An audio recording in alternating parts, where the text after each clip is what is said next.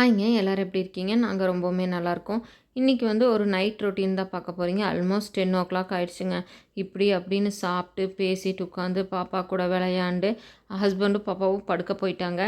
சரி நாளே நாள் பாத்திரம் தான் இருக்குது கழுகி வச்சிடலாம் அப்படின்னு சொல்லிட்டு நான் ஃபஸ்ட்டெல்லாம் நைட்டு கழுக மாட்டேங்க. காலையில் எந்திரிச்சு தான் கழுகிட்டுருப்பேன். அதாவது காலையில எந்திரிச்சு கழுகும்போதே கொஞ்சம் டென்ஷனாக தான் இருக்கும். ஐயய்யோ! நைட்டே கழுகியிருக்கலாமே அப்படின்னு. பட் நைட் ஆக ஆக என்ன தோணும், ஐயோ! போதும் எல்லாம் முடிச்சாச்சு போய் படுக்கலாம். காலையில கழுகிக்கலாம் ஏர்லியரா அப்படின்னு சொல்லி நினைப்பேன். ரீசெண்டாக என் ஹஸ்பண்ட் தான் சொன்னார், "இல்ல நைட்டு ஃபுல்லாமே கழுகி வச்சுடு. நைட்டும் உனக்கும் நல்லாயிருக்கும். தூங்கும்போது ஜாமானெல்லாம் கழுகாமல் இருந்தால் நல்லா இருக்காது" அப்படின்னாரு. சரின்னு சொல்லிட்டு இப்போ வந்து எப்படி இருந்தாலுமே நைட்டு வந்து கழுகி வச்சிடுறேங்க. ஆனால் அது வந்து எனக்கும் ஹெல்ப்ஃபுல்லாக தான் இருக்குது. காலையில் வரும்போது கொஞ்சம் ரொம்பவுமே பீஸ்ஃபுல்லாக இருக்குங்க. அதாவது காலையில் வந்தோன்னே அட்லீஸ்ட் ஒரு கப் காஃபினா காஃபி போய் நீட்டாக காஃபி போட்டு பேசாமல் குடிச்சு ரிலாக்ஸ் ஆகி அடுத்தடுத்த ஒர்க்கை பார்க்கலாம். நைட்டு மட்டும் கழுகாமல் படுத்துட்டோன்னு வச்சுக்கோங்களேன், காலையில் வந்துருச்சு பார்க்கும்போதே அப்பாடா அப்படிங்கிற மாதிரி இருக்கும். அதை ஃபுல்லாக கழுவி எடுத்து வைக்கிறக்குள்ளேயே செம்ம டயர்டாயிருங்க.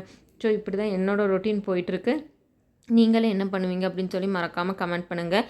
என்ன கேட்டால் முடிஞ்ச அளவுக்கு நைட்டு எல்லா ஒர்க்கையும் முடிச்சுட்டு நெக்ஸ்ட் டேவை புதுசாக நெக்ஸ்ட் டே மாதிரி ஸ்டார்ட் பண்ணுங்க. முன்னத்த டேவோட ஒர்க்கையும் சேர்த்து நெக்ஸ்ட் டேயில் ஸ்டார்ட் பண்ணுறது அவ்வளோ நல்லாவே இருக்காது. ஸோ நீங்கள் எப்படி ரொட்டீன் ஃபாலோ பண்ணுறீங்க அப்படின்னு சொல்லிட்டு மறக்காமல் எனக்கு கமெண்ட் பண்ணுங்கள். ஸோ எல்லாம் கழுகி முடிச்சுட்டு பாப்பாவுக்கு பால் ஆற்றி வச்சுருக்கேன். பால் எடுத்துகிட்டு போய் படுத்து தூங்க வேண்டியது தாங்க. இப்படியே தான் டெய்லியும் நைட் ரொட்டீன் போய்க்கிட்டே இருக்குது. ஸோ நெக்ஸ்ட் டே என்ன ப்ரிப்பேர் பண்ணணும் அந்த மாதிரி சில விஷயம் எடுத்து வைக்கிற ஒர்க்கெல்லாம் வந்து இப்போ வரைக்கும் எனக்கு இல்லைங்க. பிகாஸ் ஹஸ்பண்டும் கொஞ்சம் லேட்டாக தான் போவார்.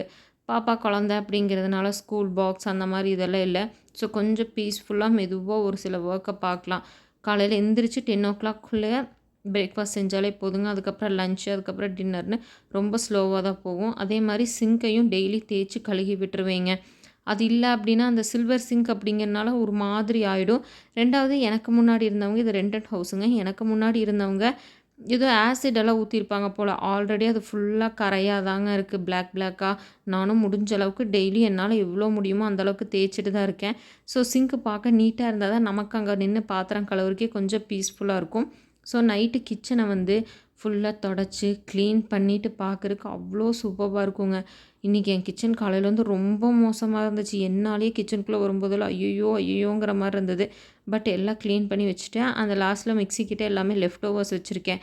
சாப்பாடு எப்போவுமே கொஞ்சம் மிச்சம் வைப்போங்க, தண்ணி ஊற்றி வைப்போம். ஸோ அதை வச்சுட்டேன். பாப்பாவுக்கு பால் கலக்கியாச்சு. இனி எடுத்துகிட்டு போய் தூங்க வேண்டியது தாங்க.